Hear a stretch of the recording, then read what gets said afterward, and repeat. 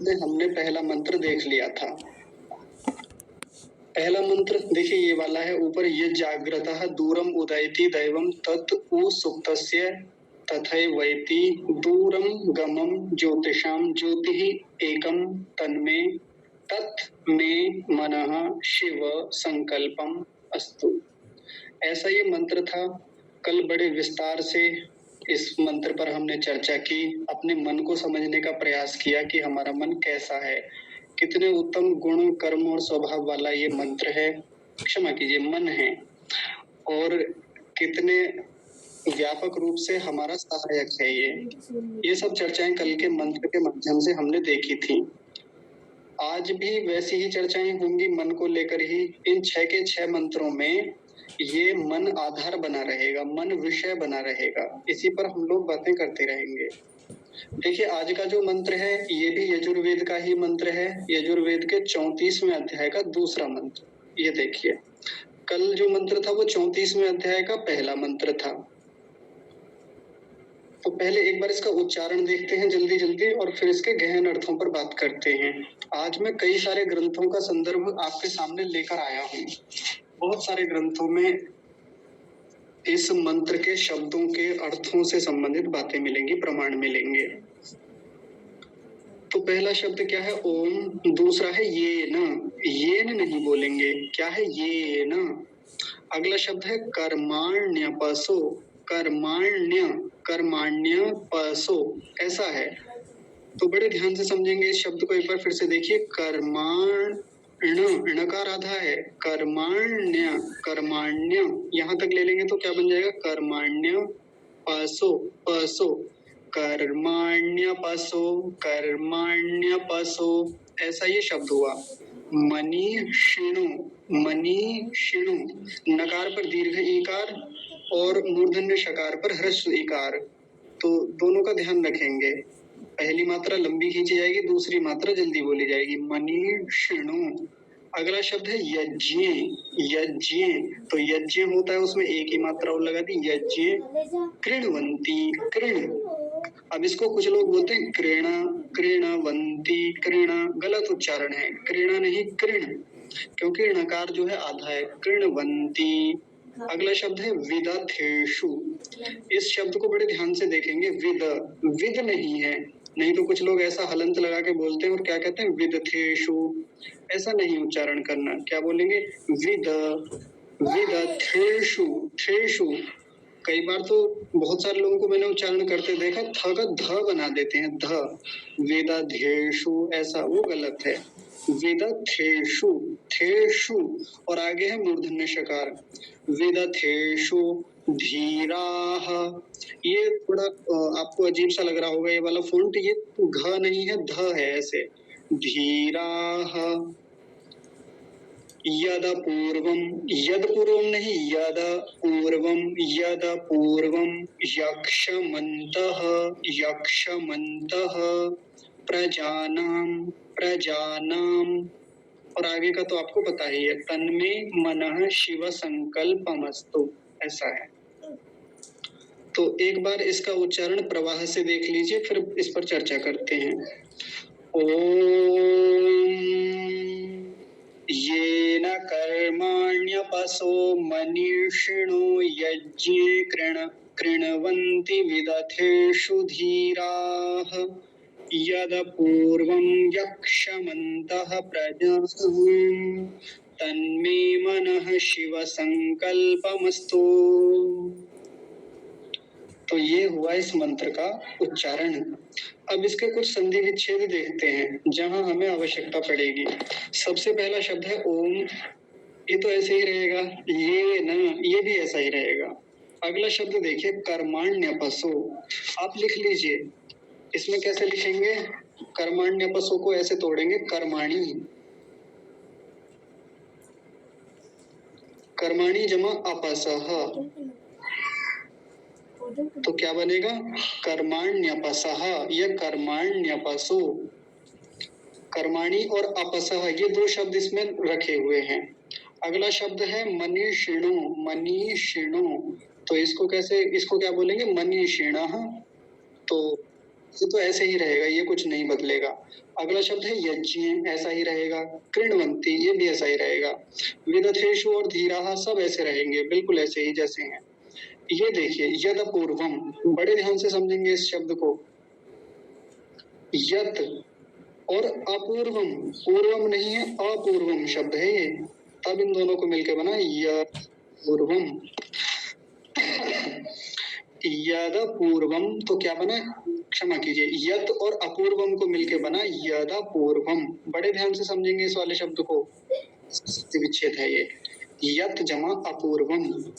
अगला शब्द देखिए यक्षमन्तः, यक्षमन्तः, तो एक शब्द है इसमें यक्षम, मैं नीचे लिखता हूं, देखिए यक्षम, और इसी में साथ में जुड़ा हुआ है अंतः, यक्षम जमा अंतः। प्रजानाम ऐसे ही रहेगा, और आगे का तो आपको पता ही है। तन्मे को कैसे बोलते हैं, तत् में मनः शिव संकल्पम और अस्तु, ये तो आपको जानकारी है इनके बारे में। अब आइए इस मंत्र के व्यापक और गहन अर्थों पर हम लोग विचार करते हैं, चर्चा करते हैं। योग दर्शन पढ़ने का मिला, सांख्य को भी पढ़ा और बाकी और भी कई शास्त्र पढ़े, तो उन शास्त्रों को पढ़ने से मन को समझने में बड़ी सहायता मिली। हमारा मन हमेशा हमारे साथ रहता है, हम इससे काम लेते हैं, बहुत सारे व्यवहार पूरे करते हैं, लेकिन दुर्भाग्य ये है और बड़े आश्चर्य की बात भी है कि हमें अपने मन की ही जानकारी नहीं है। मन कैसा है, मन कितना सहायक है, मन कैसे हमको बहुत ऊंचा उठा सकता है और मन कैसे हमको बहुत नीचे गिरा सकता है। तो बड़ा अद्भुत साधन है मन। अब जब शास्त्रों से पढ़ने समझने को मिला तो एक बात बहुत बाद में जाके पता चली कि इस पर बाकी दर्शन उपनिषद शास्त्रों ने तो बहुत बातें की मन के बारे में। वेदों ने सीधे सीधे क्या कहा, तो देखिए ये जो 6 के 6 मंत्र हैं जिन पर हम लोग बातें कर रहे हैं, चर्चा कर रहे हैं, ये तो मन के बड़े व्यापक अर्थों को बताने वाले हैं, बड़ी गहन बातों को बताने वाले हैं। तो आज हम ऐसी ही कुछ चर्चा इसमें करेंगे। देखिए सबसे पहला शब्द है ये न। ये न शब्द का मतलब है जिसके द्वारा। ऋषि दयानंद ये न शब्द के बारे में संस्कृत में लिखते हैं मनसा, यानी अब चर्चा किसकी चल रही है, मन की चर्चा चल रही है। ऊपर से पहला जो प्रकरण था, मंत्र का देवता क्या है, मन। तो ये न माने जिसके द्वारा, जिसके द्वारा किसके द्वारा, मन के द्वारा, जिस मन के द्वारा, एक हो गया। अब इसमें कुछ व्यक्तियों के बारे में चर्चा होगी कि कुछ व्यक्ति इस मन का कैसे उपयोग करते हैं, इस मन के माध्यम से कैसे बड़े बड़े काम करते हैं, उन व्यक्तियों के बारे के विशेषण है इसमें। तो क्या क्या विशेषण है, सबसे पहला विशेषण यहाँ है। मैंने इस शब्द को तोड़ते हुए क्या बताया था, कर्माणि और अपसह। तो सबसे पहला उनमें से एक व्यक्ति बताया अपसह। अपसह किस प्रकार के लोग होते हैं, अपसह का मतलब क्या है, तो ऋषि दयानंद अपसह शब्द को खोलते हुए लिखते हैं संस्कृत में, वो मैं बताता हूँ। वो कहते हैं अपह, अपह शब्द को खोल के आगे कहते हैं कर्म या कर्मः। अपह का मतलब होता है कर्मः, अपा किसको कहते हैं, कर्म। और आगे कहते हैं तद्वन्तः सदा कर्मनिष्ठाः, कि जो कर्म करने में निष्ठावान होता है उसको अपसह बोलते हैं। और उसी का ऋषि दयानंद हिंदी में अर्थ करते हुए क्या कहते हैं, जो सदा धर्मनिष्ठ हो, कर्मनिष्ठ और धर्मनिष्ठ हो। कर्म तो करता हो, कर्म तो सभी करते हैं संसार में, लेकिन जिस व्यक्ति की यहाँ चर्चा चल रही है वो किसकी बात चल रही है, कि जो धर्मनिष्ठ है, जो सदा जिसकी निष्ठा, जिसकी लग्नशीलता, जिसका झुकाव किसमें रहता है, धर्म में। धर्म मतलब जो वेद की आज्ञा पूर्वक, ईश्वर की आज्ञा पूर्वक चलता है, कर्म करता है। तो अपसह का सीधा तात्पर्य क्या हुआ, एक ऐसा व्यक्ति या ऐसे व्यक्तियों के बारे में बात चल रही है जो सदा कर्मनिष्ठ हैं। कर्मनिष्ठ, सदा कर्मनिष्ठ, इसके आगे आप लिख लीजिए सदा कर्मनिष्ठ, सदैव कर्म में लगे रहते हैं। और कर्म में लगे रहने का मतलब धर्मनिष्ठ कर्मों में। अभी एक बात बताइए, कर्मों में तो बाकी जीव जंतु भी लगे रहते हैं, कर्मों में तो सामान्य मनुष्य भी लगे रहते हैं, लेकिन यहाँ जिसके बात हैं ये वो प्रकार के मनुष्य हैं जो सदैव धर्मनिष्ठ कर्मों में नियत रहते हैं, लगे रहते हैं। अब एक बात बड़ी गहरी है, यहाँ से कुछ संदेश भी हमारे लिए मिलते रहेंगे। वो संदेश क्या है कि हम भी कैसे बने, हमारा भी जीवन कैसा हो, कर्मनिष्ठ हो, धर्मनिष्ठ हो। हम सदैव धर्मनिष्ठ कर्म करने वाले बने, और कर्म करने वाले बने, सबसे मुख्य बात तो ये है। नहीं तो आज एक बड़ी समस्या अपने, विशेषकर अपने धर्म में, अपने समुदाय के लोगों में, वो ये है कि हम कर्म नहीं करते। और विशेषकर कौन से कर्म? जो धर्म संबंधी कर्म है, स्वाध्याय संबंधी कर्म है, उपासना संबंधी कर्म है। और इन कर्मों के न करने से विद्या की कितनी हानि हुई पिछले दिनों में, तो ये चर्चाएं पिछली कक्षाओं में हम खूब कर चुके हैं। इसलिए कर्मनिष्ठ बने। तो जिस मन के द्वारा ये कर्मनिष्ठ लोग, आगे देखिए, आगे एक अगला शब्द है मनीषिणः। मनीषिणः, इस मनीषिणः शब्द के बारे में ऋषि कहते हैं मनस तीक्ष्णो दमन कर्तारः। आपने मनीषी शब्द खूब सुना होगा, मनीषी। किसी को कोई ध्यान में आता है कि मनीषी से क्या तात्पर्य है? सुना होगा मनीषी शब्द? विद्वान, ऋषि, मनीषी, विद्वान। हाँ जी, हम जब भी मनीषी शब्द सुनते हैं तो हमारे दिमाग में एक ही बात आती है कि वो बड़े विद्वान रहे होंगे, विद्यावान लोग, ऐसा कहा जाता है। हम बिल्कुल वैसा ले सकते हैं, लेकिन ऐसा अर्थ नहीं है इसका मनीषी का। मनीषी के बारे में क्या कहते हैं? जो अपने मन की इच्छाओं का दमन करने वाला है, या सीधा सीधा कहें मनोनियंत्रण करने वाला है, उसको मनीषी कहा जाता है। विद्वान तो होता है, निश्चित सी बात है, वो विद्वान है, विद्यावान व्यक्ति है। लेकिन मनीषी के से क्या तात्पर्य है? मनस तीक्ष्णो दमन कर्तारः, जो विद्या पूर्वक अपनी इंद्रियों का दमन करता है। दमन करने का मतलब नियंत्रित रखता है, वो उनका सही उपयोग करता है। दमन करने का मतलब ये नहीं है कि उनको दबाता है, उनको नष्ट करता है, समाप्त करता है इंद्रियों को, ऐसा नहीं। इंद्रियों को गलत कामों से रोकता है, नियंत्रित रखता है। एक व्यक्ति को ऐसा भोजन करने की इच्छा हुई जो बड़ा तामसिक भोजन है, जो बड़ा राजसिक भोजन है, जो इंद्रियों में चंचलता लाता है, जो मन में चंचलता लाता है, जो व्यक्ति को बीमार करने वाला है, ऐसे भोजन करने की इच्छा हुई। लेकिन वो अपनी शुभ संकल्प से वो उस इंद्रिय को रोक देता है। कौन सी इंद्रिय को? जीवा नाम की इंद्रिय को। वो अपनी इंद्रिय पर नियंत्रण रखता है कि मैं नहीं खाऊंगा, अगर खाऊंगा तो मेरी ही हानि होगी। ऐसे करने वाले व्यक्ति को मनीषी कहा जाता है। देखिए, आज तक हमने कितनी बार ये शब्द सुना होगा मनीषी। और मनीषी शब्द जब भी हम सुनते हैं तो क्या ध्यान में आता है? यही आता है कि कोई बहुत विद्वान व्यक्ति होगा। तो मैं तो कह रहा हूँ कि हाँ, विद्वान ही होता है, लेकिन इसका एक मतलब ये है कि ऐसा विद्वान व्यक्ति जो अपने मन पर, मन का दमन करता है, यानी मन को नियंत्रित रखता है। तो जिस मन के द्वारा, ये न माने जिस मन के द्वारा अपसह कर्मनिष्ठ लोग, मनीषिणः, मनीषिणः मतलब मन का दमन करने वाले लोग। दो लोगों के बारे में बात हो गई, एक अपसह और एक मनीषिणः। अब देखिए तीसरे प्रकार के लोगों की बातें चलेंगी इसमें। वो है धीराः। ये शब्द देख रहे हैं आप, धीराः, धीर लोग। कोई बताएंगे धीर का मतलब क्या है? मैं आपसे पूछना चाहूंगा, क्योंकि बहुत सारी गलत धारणाएं हमारे मन में इन शब्दों को लेके बनी रहती हैं। बताइए धीर का मतलब। धैर्यवान पुरुष। हाँ जी, धैर्यवान पुरुष। मुझे सच सही उत्तर आएगा जी। सागर भाई आप बताइए। जी भैया, इससे मिलता जुलता कहना चाह रहा था मैं भी। हाँ, जो स्थिर हो, धीर, यानी कि धैर्यवान हो। हाँ जी, हाँ जी, बिल्कुल बिल्कुल। मुझे पता था यही उत्तर है, मैंने भी यही सीख रखा था कहीं से, परंपरा से, लेकिन ये उत्तर नहीं है। देखिए, जैसे हमारे मन में धीर शब्द आता है, कोई व्यक्ति बड़ा धीर है, गंभीर है, तो धीर से क्या तात्पर्य लेते हैं हम लोग? बड़ा धैर्यवान है, बड़ा स्थिर रहता है, पेशेंस वाला है, ऐसे तो समझते हैं ना हम। लेकिन नहीं, ऐसा नहीं है। देखो, आज आपको मजेदार बात बताता हूँ इसमें। पहली बात तो ऋषि ऋषि का ही लेते हैं। ऋषि क्या कहते हैं? वो कहते हैं ध्यानवंतो मेधाविनः। ध्यानवंतो मतलब ध्यान करने वाला, और आगे और खोला, आगे कहते हैं मेधाविनम, जो मेधावी है, बुद्धिमान है।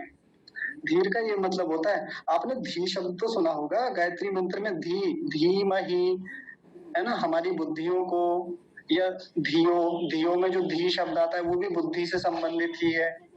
तो धी का मतलब बुद्धिमान, बुद्धि से संबंधित है, और जो बुद्धि रखने वाला है, बुद्धि का सदुपयोग करने वाला, उसको धीर कहते हैं। और एक और मजेदार बात सुनिए, ऋषि दयानंद यजुर्वेद के भाष्य में एक संकेत करते हैं और वो संकेत क्या लिखते हैं, धीर इति मेधा विनमासु, ऐसे लिखते हैं। मतलब जब भी धीर शब्द आप कहीं पढ़े तो सीधा उसका मतलब पढ़े मेधाविनम या मेधावी।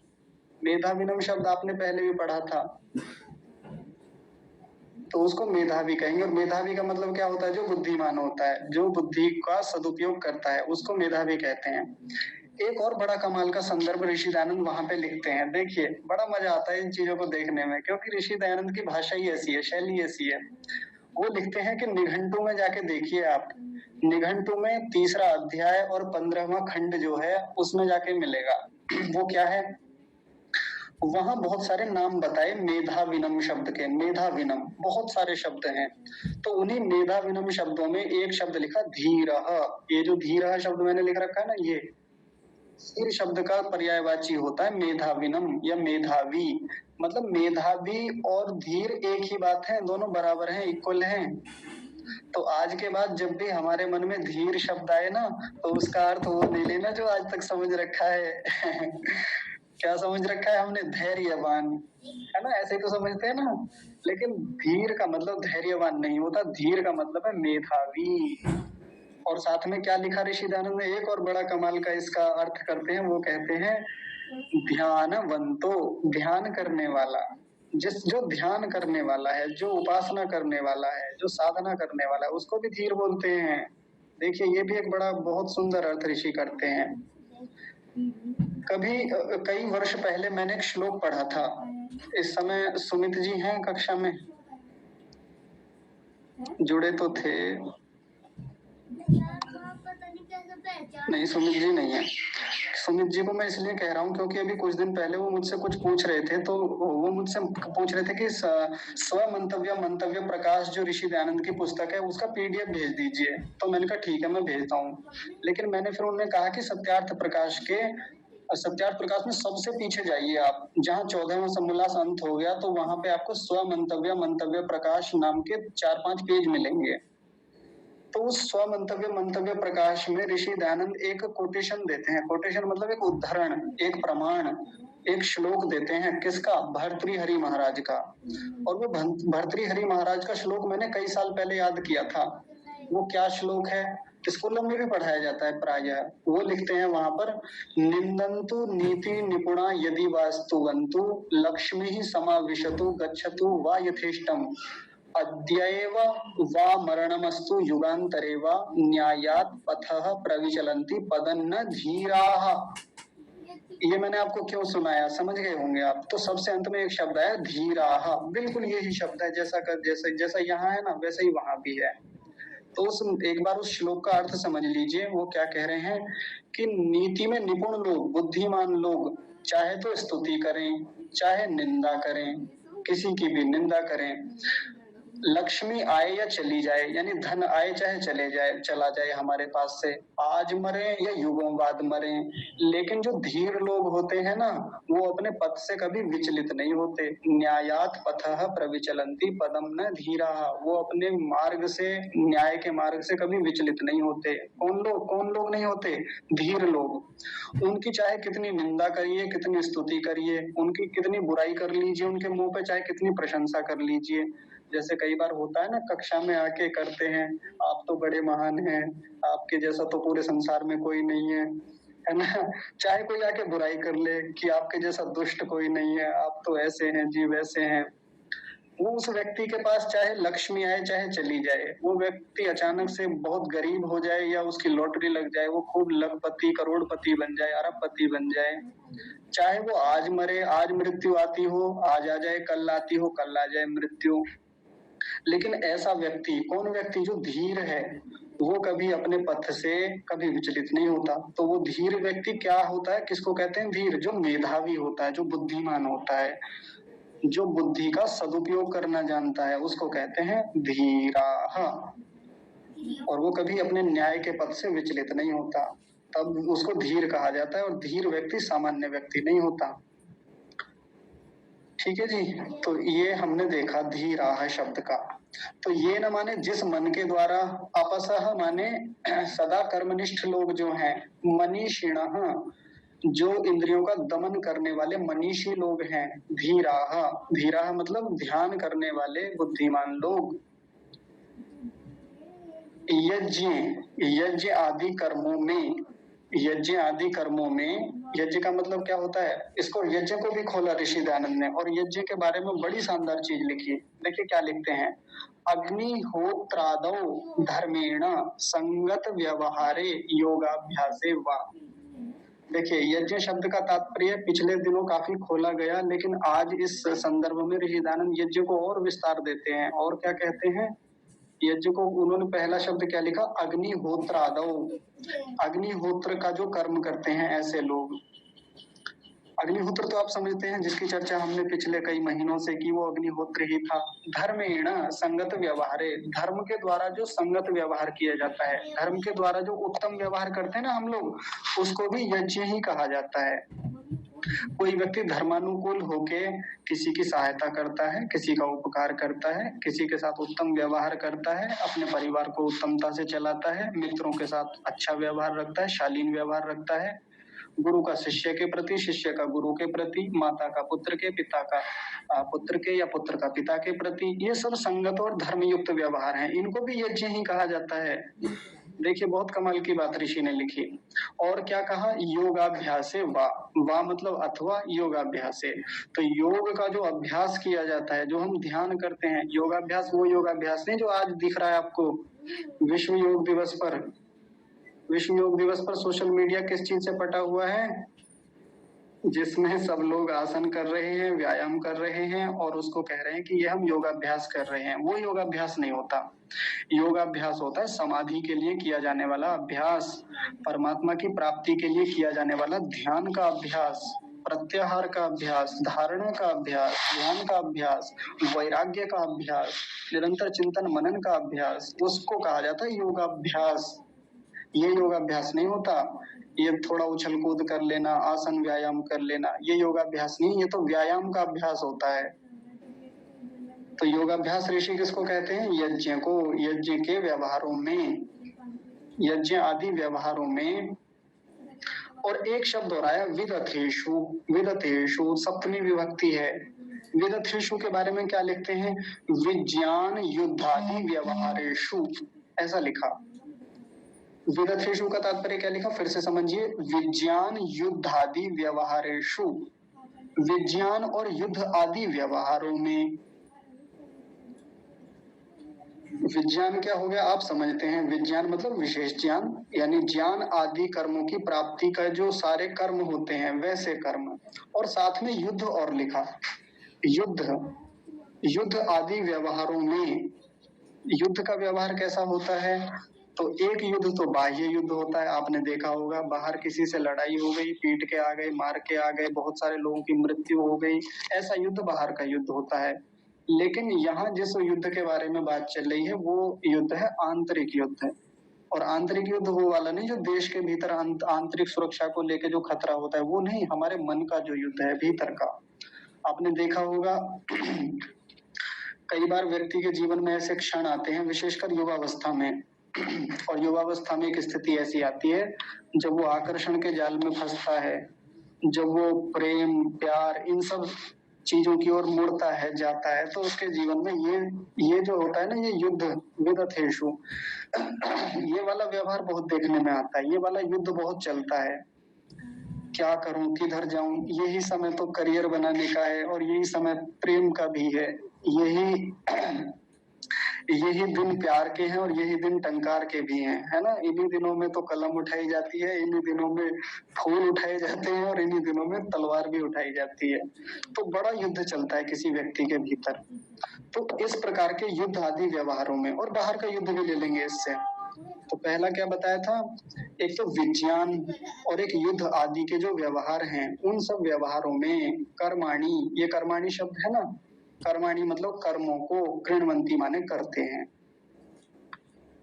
कर्माणि माने कर्मों को और कृण्वन्ति माने करते हैं। एक वाक्य पूरा हो गया। अब एक बार फिर से सुनिए ध्यान से। अब पूरे वाक्य की संरचना क्या बनेगी, ये न माने जिस मन के द्वारा, अपसह माने कर्मनिष्ठ लोग, धर्मनिष्ठ लोग, मनीषिणः, मनीषिणः का मतलब जो इंद्रियों का दमन करने वाले, इंद्रियों का नियंत्रण करने वाले, मन का नियंत्रण करने वाले जो लोग हैं, और धीराः, धीराः मतलब ध्यान करने वाले बुद्धिमान लोग जो हैं, यज्ञ, यज्ञ में, यज्ञ का मतलब क्या बताया, अग्निहोत्र आदि धर्म युक्त संगत व्यवहार करने वाले और योगाभ्यास करने वाले कर्मों में, विरथेषु विज्ञान और युद्ध आदि व्यवहारों में, कर्माणि माने कर्मों को, कृण्वन्ति माने करते हैं। ये पहला वाक्य पूरा हुआ। अभी आपको अधूरा सा लग रहा होगा ना कि ऐसा कैसा, पूरी बात कुछ जमी नहीं, तो वो बात अब जमेगी। तो यहाँ से एक बात जो सेंस के रूप में निकल के आती है वो क्या आती है कि इसी मन के द्वारा ये सारे काम होते हैं, जितने काम आपको गिनाए गए, या जितने लोगों के आपको गुण कर्म स्वभाव ये गिनाए गए, इतने लोगों की उत्तम उत्तम विशेषताएं, उनके इतने अच्छे विशेषण बताए गए, ये सब व्यवहार किसके द्वारा होते हैं, इसी मन के द्वारा। ये न माने इसी मन के द्वारा होते हैं ये सब व्यवहार। अब सोचिए कितना महत्वपूर्ण साधन हमारे लिए ये परमात्मा का दिया हुआ ये मन है। इसी मन के द्वारा सदा ये जो अपसह है, ये जो अपसह नाम के लोग हैं जो सदा कर्म करते हैं, और कैसे कर्म, धर्मनिष्ठ कर्म, ये लोग किसके द्वारा इस कर्म को करते हैं। अब बार बार आप इसी शब्द को लगाएंगे, ये न माने जिसके द्वारा, इसी मन के द्वारा ये सभी लोग अपने धर्मनिष्ठ व्यवहार कर पाते हैं। मनीषिणः, ये जो मनीषी लोग हैं जो अपने मन का दमन करते हैं, इंद्रियों का दमन करते हैं, ये भी किसके द्वारा कर पाते हैं, इसी मन के द्वारा। मतलब वो तो होता ही है ना, दमन तो उसी का होगा और उसी के द्वारा होगा। और आगे है धीराः, धीराः मतलब ये जो बुद्धिमान लोग हैं, जो ध्यान करने वाले लोग हैं, ये भी किसके द्वारा इतने बुद्धिमान हैं, आज किसके द्वारा इतना ध्यान कर पाते हैं, इसी मन के द्वारा। इनका भी साधन मन ही है। तो ये जो यज्ञ आदि व्यवहारों में और विदथेषु विज्ञान और युद्ध आदि व्यवहारों में जो कर्म करते हैं, इसी मन के द्वारा कर्म करते हैं। अगर इस मन को हटा दें, अब देखिए अर्थापत्ति से एक बात निकालेंगे इसी पहली पंक्ति से, यदि इस मन को निकाल दें किसी व्यक्ति के भीतर से, हटा दें, ये ना तो अपसह रह पाएंगे, ना मनीषिणः ना तो ये मनीषी रह पाएंगे, ना ये धीर रह पाएंगे, ये कुछ नहीं रह पाएंगे, ये लोग एकदम सामान्य बन जाएंगे, ये कुछ भी व्यवहार कर ही नहीं पाएंगे, ये स्थिति है। तो सोचिए इस मन के होने से कितने उत्तम उत्तम व्यवहार इस संसार में होते हैं। कोई भी बड़ा व्यक्ति, कोई भी बहुत मनीषी व्यक्ति, कोई बड़ा बुद्धिमान व्यक्ति, कोई ऋषि कोटि का व्यक्ति, कोई योगी कोटि का व्यक्ति, यदि वो इतनी ऊंची योग्यता पकड़े हुए तो किसके द्वारा, ये ना इसी मन के द्वारा है वो इतने ऊंचे स्तर पे। ठीक है जी। तो हमें अब इस मन को बहुत गहराई से समझना है। आगे देखिए दूसरी पंक्ति पर चलते हैं। यदपूर्वम, यदपूर्वम शब्द का मतलब क्या है, इसका संधि विच्छेद देखिए, मैंने क्या लिखवाया था, यत और अपूर्वम, यत जमा अपूर्वम। यत माने जो, अपूर्वम शब्द देखिए, अपूर्वम, अपूर्वम के बारे में ऋषि दयानंद लिखते हैं, अनुत्तम, अनुत्तम गुण कर्म स्वभावम, जिसके गुण कर्म स्वभाव अनुत्तम है, अनुत्तम मतलब सर्वोत्तम है, अनुत्तम के लिए वो कहते हैं सर्वोत्तम, जिसके गुण कर्म स्वभाव सर्वोत्तम है उसको कहते हैं अपूर्वम। ये जो अपूर्वम शब्द मैंने लिखा है यहाँ पर, इसका तात्पर्य है कि जिसके गुण कर्म स्वभाव बहुत उत्तम है, सर्वोत्तम है, ऐसा वो हमारा मन है। ऐसा कैसे है, तो अपूर्वम शब्द का मतलब आप ऐसे भी समझ सकते हैं, जिसके जैसा दूसरा कोई ना हो, जो अपने आप में अपूर्व है। जैसे ऐसा कहा जाता है ना कि ये तो बड़ा अपूर्व है, ये व्यक्ति अपूर्व है, इसके जो गुणकर्म स्वभाव है अपूर्व हैं। अपूर्व मतलब ऐसे पहले कभी नहीं हुए, पूर्व में, आज से पहले कभी नहीं देखा ऐसे व्यक्ति को, ये तो बड़ा अपूर्व है। तो ये मन भी है जो है, ये गुण कर्म स्वभावों में अपूर्व होता है, इसके लिए अपूर्वम शब्द कहा। और अपूर्वम के लिए क्या कहा, फिर से सुनिए, अनुत्तम, अनुत्तम गुण कर्म स्वभाव, इसके जो गुण हैं, जो इसकी विशेषताएं हैं, इसका जो कर्म करने का जो कर्म करने की जो शैलियां हैं, जो कर्म करता है, जो इसका स्वभाव है अपना, वो बड़ा अद्भुत है, सर्वोत्तम है, बहुत ऊंची कोटि का है, यानी कि ये अपने आप में विलक्षण है। एक शब्द होता है विलक्षण, विलक्षण मतलब बहुत विशिष्ट लक्षणों से युक्त है ये, ऐसा। तो यत माने जो, अपूर्व माने सर्वोत्तम गुण कर्म स्वभाव से युक्त। आगे देखिए, अब इस मन के बारे में और कुछ शब्द बताए जा रहे हैं। एक विशेषण तो बता दिया इस मन का, अपूर्वम है ये मन। और भी बात करेंगे अभी अपूर्वम के बारे में, आगे देखिए। यक्षम, एक शब्द है यक्षम। यक्ष शब्द आपने खूब सुना होगा, महाभारत में उसकी चर्चा आती है यक्ष के बारे में। यक्ष और युधिष्ठिर संवाद। तो यक्ष शब्द का तात्पर्य क्या है, वहां तो किसी व्यक्ति के लिए आया, लेकिन यहाँ ऋषि यक्ष के बारे में लिखते हैं पूजनीयम। पूजनीयम सीधा सा मतलब, यक्ष का मतलब होता है जो पूजनीय होता है, उसको यक्ष बोलते हैं, जिसकी पूजा की जाए। अब पूजा करने का मतलब क्या है कि इसके सामने एक थाली लेके बैठे हैं मन के सामने और उसमें दीपक जला हुआ हो, तिलक वगैरह के लिए रोटी हल्दी चावल रखे हुए हों। एक तो ये पूजा हो गई मन की। ऐसे पूजा करेंगे मन की ऐसा पूजनीय होता है ये मन हमारा, ये इस पे तिलक लगाए या इसको जल चढ़ाए, इसके सामने धूप बत्ती अगरबत्ती घुमाए, ऐसा मन, ऐसा पूजनीय है हमारा मन, ऐसा यक्ष है ये। तो पूजनीय का तात्पर्य क्या बता रखा है आपको, कोई याद दिलाएंगे पूजा का मतलब क्या होता है? पीछे खूब छह गुणों को धारण करना। नहीं, ऐसा नहीं कह सकते। जो पहले कभी चर्चाएं हुई हैं पूजा शब्द को लेकर, तो बहुत सारी बातें हुई हैं। जी गौरव जी बताएंगे पूजा का मतलब क्या होता है? अच्छा जी, यथा योग्य व्यवहार करना, पूजनम नाम हाँ बहुत सत्कार। बढ़िया। हाँ, पूजनम नाम सत्कार। ऋषि दयानंद ऐसा लिखते हैं सत्यार्थ प्रकाश के प्रथम समोल्लास में, शुरू में मिल जाएगा आपको, देख लीजिएगा। पूजनम नाम सत्कार। हाँ जी जी जी माता जी, बहुत बढ़िया, सत्कार करना। हाँ, और सत्कार कैसे करना, फिर वही बात आ गई सत्कार कैसे करें मन का, फिर से थाली सजाएं, मिठाइयाँ रखें दो चार, और फिर से एक बढ़िया सा इसके लिए उपहार वगैरह धन आदि या और रूप ऐश्वर्य इत्यादि इसके सामने ले जाके परोस दे, ऐसे सत्कार होता है। सत्कार तो हमने यही सुना है ना, सत्कार करने का मतलब कि भाई किसी का कोई आया अतिथि घर पे, हमने उसको पहले जल दिया पीने के लिए, फिर दूध इत्यादि या और उसको जूस पीने के लिए दिया, उसके लिए उत्तम भोजन बनाया, मिठाई खिलाई उसे, ये सत्कार माना जाता है ना। लेकिन नहीं, ऐसा सत्कार नहीं। सत्कार के लिए गौरव जी ने बहुत बढ़िया चीज बताई, यथा योग्य व्यवहार, इसको सत्कार कहा जाता है। जो वस्तु जैसी है उसके साथ यथा योग्य व्यवहार कर लेना, वो उसका सत्कार होता है और वही उसकी पूजा होती है।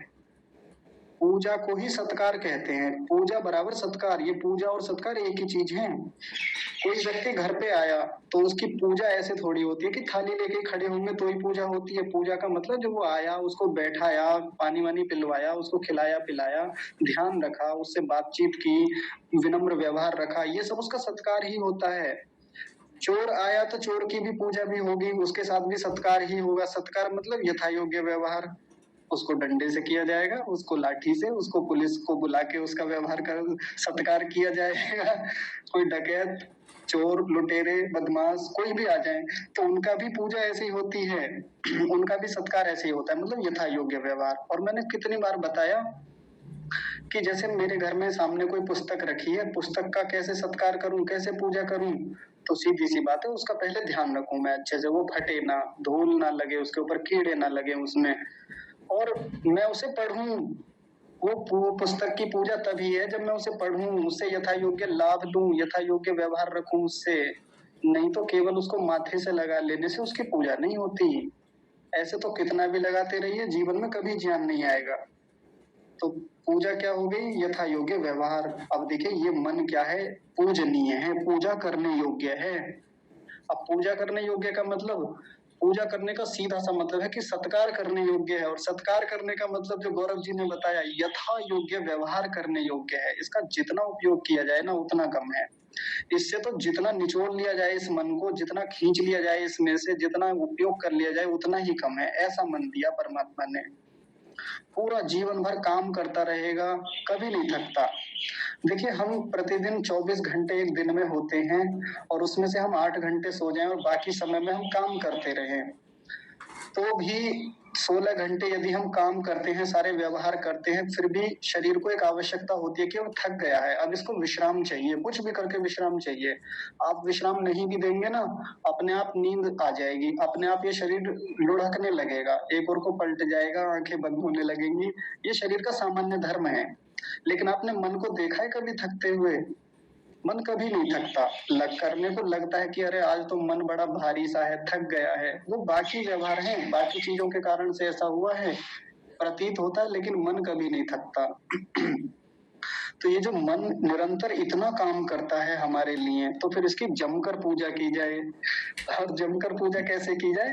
तो इसका उपयोग लिया जाए, लाभ लिया जाए, खूब विचार किया जाए, इससे इससे खूब उत्तम उत्तम विचार धारण किए जाएं, खूब संकल्प लिए जाएं, और खूब इसमें चित्त में अच्छे अच्छे संस्कार भेजे जाएं, खूब इसके भीतर ज्ञान भेजा जाए। सबसे मुख्य चीज, सबसे अच्छी पूजा है, इसको ज्ञान दिया जाए ज्यादा से ज्यादा, इसके भीतर विद्या पहुंचाई जाए, अच्छी अच्छी वृत्तियां दी जाएं इसको।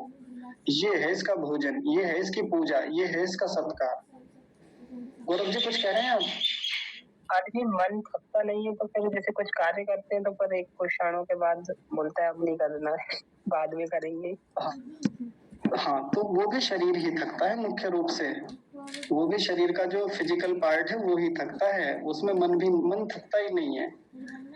और अगर थकान हो भी, मान लीजिए कि थकान है भी, तो फिर भी देखिए सोते समय भी, जब हम सो रहे होते हैं तब भी इसका व्यवहार रुकता थोड़ी है, तब भी तो मन, जिसके बारे में कल बात कर रहे थे, यथ जागृत है दूरम उदयति, जागते हुए भी दूर दूर तक जाता है, जागते हुए भी अपना काम करता है, और सुप्त से तथैवैति, और सोते हुए भी अपना काम करता रहता है, जाता रहता है, चलता रहता है। मैं उस रूप में कह रहा हूँ। तो जो फिजिकली हमारा शरीर है वो थकता है, मन कभी नहीं थकता। ऐसे अब देखिए, जब इसका ये पूजनीय है हमारे लिए और इतना उपयोगी मन है, तो फिर जम के इसके साथ व्यवहार किया जाए। जैसे मैं इसको एक उदाहरण से लेता हूँ, बहुत ध्यान से समझेंगे। आज ही मैं विचार कर रहा था खेत में, ये जो मेरा फोन है जिसमें मैं कक्षाएं ले रहा हूँ, जिससे स्क्रीन शेयर की हुई है, ये आज से ठीक 3 साल पहले 9,500 रुपए का लिया था, बस 9,500 रुपए का, 9.5 के रुपीज, है ना। तो इतने रुपए में खरीदा 3 साल पहले, और 3 साल में इस फोन में से जितना खींचा जा सकता था, जितना इसका उपयोग लिया जा सकता था, मैंने उससे अधिक लिया है। वही मेरी बहन को भी उसी समय लगभग फोन मिला, उससे पहले। मुझे नहीं लगता कि उसने उसको उतना खींचा होगा, निचोड़ा होगा, उसका उतना लाभ लिया होगा। लिया है, उसने भी बहुत पढ़ाई की है उससे, लेकिन जितना उपयोग मैंने इस फोन से लिया है, अगर किसी को इतना उपयोग करने के लिए दे दें तो भट्टा बैठ जाएगा। ऐसा एक शब्द उपयोग करते ना, भट्टा बैठ जाएगा फोन का, मतलब वो रीसेट करना पड़ जाएगा, खत्म हो जाएगा, हैंग होने लगेगा। लेकिन ना मेरा फोन हैंग होता है, कभी बाई चांस हो तो हो, ऐसा होता है। बढ़िया मेमोरी, लगभग 20 GB तो हमेशा खाली करके रखता हूँ मैं इसकी। देखिए, मैं बहुत गहरी बात बता रहा हूँ, ये बातें वैसे नहीं है कि मैं अपनी स्तुति में ये बात कह रहा हूँ, अपनी प्रशंसा में। मैं कह रहा हूँ कि मैं इसकी लगभग 15 से 20 GB खाली रखता हूँ हमेशा, इसकी स्टोरेज जो है, जिसके कारण ये ज्यादा हैंग नहीं करता। और भी बाकी चीजों में भी का भी मैं ध्यान रखता हूँ। बहुत सारे एप्लीकेशन हैं, देखिए खूब ढेर सारे मिल जाएंगे, ये रहे, इतने तो सामने रखता हूँ इसमें, और ये रहे, ठीक ठाक मात्रा में एप्लीकेशन भी है।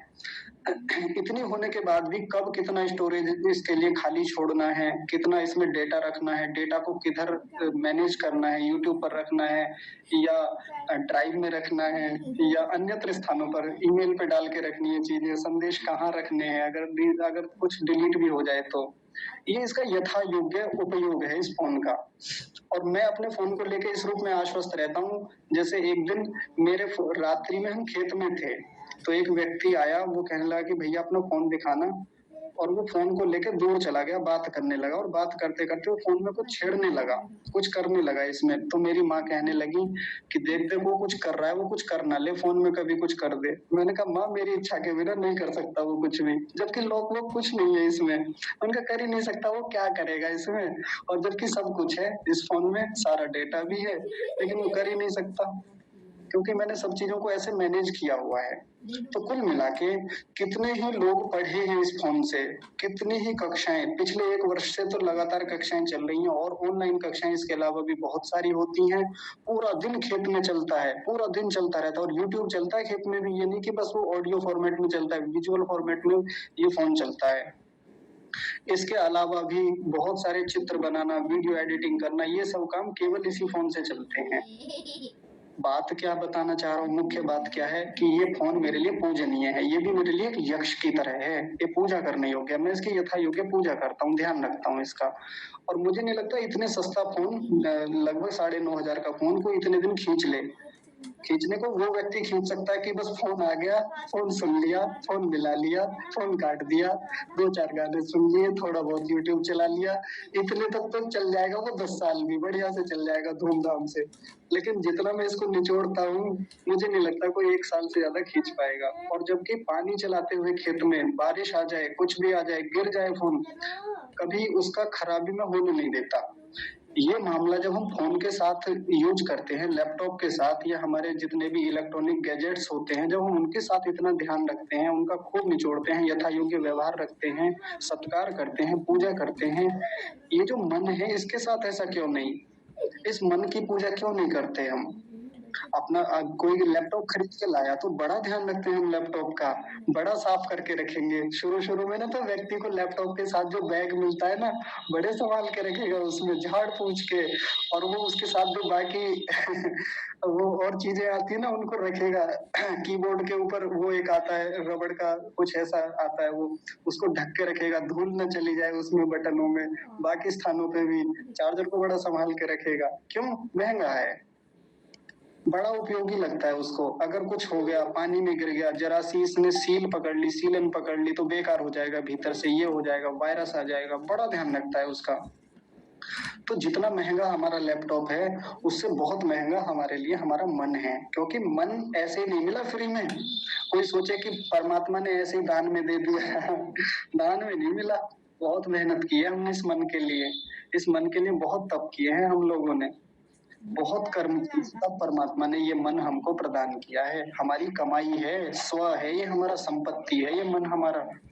तो जैसे हम इलेक्ट्रॉन, क्षमा कीजिए, जैसे हम लैपटॉप, कंप्यूटर या बाकी अपने घर की मूल्यवान वस्तुओं को संभाल कर रखते हैं और उनका यथा योग्य उपयोग लेते हैं, बड़ा उनका लाभ लेते हैं और दूसरों को भी लाभ दिलाने का प्रयास करते हैं, इस मन के साथ भी वैसा ही व्यवहार हो। ये हमारे लिए देव है, देवता है, ये हमारे लिए खूब देने वाला है हमको, इसकी खूब पूजा की जाए। और पूजा कैसे? तो इसकी पूजा ज्ञान से की जाए, खूब ज्ञान दिया जाए इसे, इससे खूब लाभ लिया जाए, उत्तम चिंतन किया जाए, आराम से उपासना में बैठें, इस मन को खूब टटोलें, देखें, इससे खूब चिंतन करें, पूरे संसार का चिंतन करें, प्रकृति का चिंतन करें, आत्मा स्वयं का चिंतन करें, ईश्वर का चिंतन मुख्य रूप से करें। ये इस मन की पूजा होगी। तो इसी सब व्यवहारों के कारण इस मन को क्या कहा? यक्षम। यक्षम यानी यक्ष है ये हमारे लिए। तो यत माने जो, अपूर्व माने उत्तम गुण कर्म स्वभाव वाला, और यक्ष पूजनीय।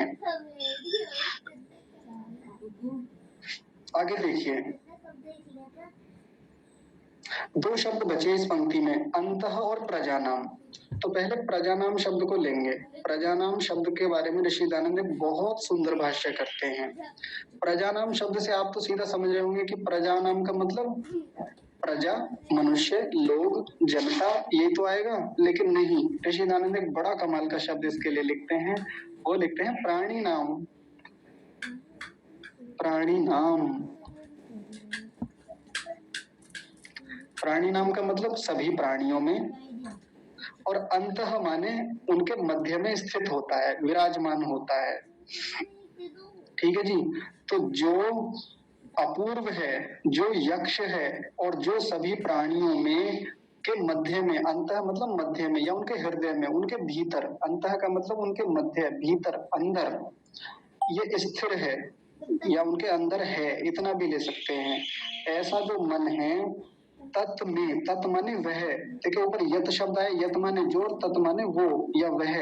तो जिस मन के बारे में इतनी सारी बातें ऊपर कह दी गई, तत् माने वह, में माने मेरा, तन्मे में क्या है, तत् और मैं ही तो है। तत् माने वह, मैं माने मेरा, मन माने मन, मेरा जो ये वाला मन है जिसके ऊपर बात चल रही है ऐसा मन कैसा होना चाहिए, शिव संकल्पम अस्तु, ऐसा मेरा मन शिव संकल्पों से युक्त हो। और आज और एक कमाल की बात देखिए, मन के बारे में एक बात ऋषि लिखते हैं, इस मंत्र में मन के बारे में संस्कृत में एक और वाक्य लिखा, एक दो शब्द लिखे उन्होंने, क्या लिखा, मनन विचारात्मकम, मन को खोलते हुए लिखा। मन का मतलब क्या बताया, जो मनन और विचार करने वाला है उसको मन कहा जाता है, जिससे हम मनन करते हैं, विचार करते हैं। भीतर भीतर हमारे भीतर एक मनन चलता है ना, चिंतन चलता है। कोई व्यक्ति बैठा हुआ है, योजनाएं बना रहा है, कल कैसे जाना है, कहाँ जाना है, कितनी दूर जाना है, कैसे करूं, जाऊं ना जाऊं, ये सब चीजें जो चल रही हैं ये मनन ही तो है। किसी विषय को लेके बैठे, परमात्मा है या नहीं है, ऐसा है, कैसा है, वैसा है, ये सब कुछ जो विचार भीतर चलता है, इसको कर रहा है जो, इसको करने का जो साधन है उसको कहा मन। तो ऐसा जो मन है वो कैसा हो, तो शिव संकल्पम अस्तु, शिव संकल्पम वाला हो। और शिव संकल्पम के बारे में एक और नया शब्द इस भाष्य में ऋषि दयानंद देते हैं, वो कहते हैं धर्मिष्ठम।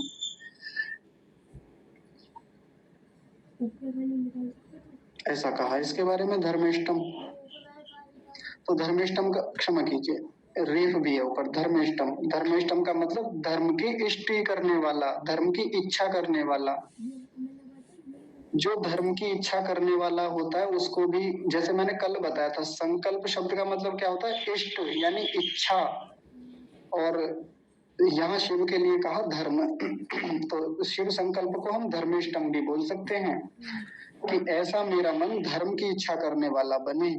धर्म की इच्छा करने वाला बने का मतलब क्या है, कि ऐसा जो मन है जो इतना श्रेष्ठ है, जिसको कर करके लोग इतने महान बनते हैं, धीर बनते हैं, मनीषी बनते हैं, अपसह बनते हैं, यज्ञ आदि बड़े कर्मों को करते हैं, विदथेषु विज्ञान और युद्ध आदि व्यवहारों को संपन्न करते हैं, या जो इतना पूजनीय है, अपूर्व है, सर्वोत्तम गुण कर्म स्वभावों से युक्त ये मन है, और सभी प्राणियों के भीतर ये रहता है, अंतःकरण में उपस्थित होता है, ऐसा जो मन है ये धर्म की इच्छा करने वाला होवे, धर्म संबंधित संकल्प करने वाला होवे। और धर्म की इच्छा करने का मतलब क्या है, कि इसकी इच्छाएं ऐसी हों जो वेद की आज्ञाओं के अनुकूल हों, ये हमेशा वेद की आज्ञाओं को समझने वाला हो, इच्छा करने वाला हो और पूरा करने वाला हो। ये हो गया शिव संकल्पमस्तु का अर्थ आज। ठीक है जी, एक बार फिर से मोटा मोटा जल्दी जल्दी ऊपर से अर्थ देख लीजिए और फिर ये मंत्र समाप्त हो गया। ये न माने जिसके द्वारा, यानी जिस मन के द्वारा, अपसह, अपसह माने सदा कर्मनिष्ठ और धर्मनिष्ठ लोग, मनीषिणः, मनीषिणः मतलब मन का या इंद्रियों का दमन करने वाले लोग, धीराः यानी ध्यान करने वाले बुद्धिमान लोग, यज्ञ माने अग्निहोत्र या योगाभ्यास आदि कर्म करने में, विदथेषु विज्ञान और युद्ध आदि व्यवहारों में, कर्माणि माने कर्मों को, कृण्वन्ति माने करते हैं। इस मन के द्वारा ऐसे ऐसे श्रेष्ठ लोग ऐसे ऐसे अच्छे अच्छे काम करते हैं, यज्ञ और विदथत काम करते हैं, इस प्रकार के उत्तम कर्मों को करते हैं। तो यत माने जो, अपूर्वम, ये जो मन है कैसा है, अपूर्वम है। अपूर्वम मतलब सर्वोत्तम गुण कर्म स्वभाव वाला है, यक्षम पूजनीय है, पूजा करने योग्य है, खूब उपकार लेने योग्य है, प्रजा नाम अंतः, प्रजाओं के यानी प्राणियों के अंतःकरण में रहने वाला है, प्राणियों के भीतर स्थित होता है ये मन। कोई कहे कि कल्पना है, नहीं होता, फालतू की बातें हैं, तो नहीं, मंत्र कह रहा है कि सभी प्राणियों में होता है। और ऐसा नहीं कि केवल मनुष्यों में होता है, सभी प्राणियों के भीतर ये स्थित होता है। तत् माने ऐसा, मे माने मेरा, मनः माने मन, ऐसा मेरा विचार और मनन करने वाला मन, शिव संकल्पम धर्मिष्ठम, धर्म की इच्छा करने वाला, अस्तु हो, ऐसा मेरा मन धर्म की इच्छा करने वाला हो। तो इस मंत्र का अर्थ पूरा हो गया। यदि किसी को कुछ पूछना हो तो बताइए, कुछ कहना हो तो भी बताइए। ये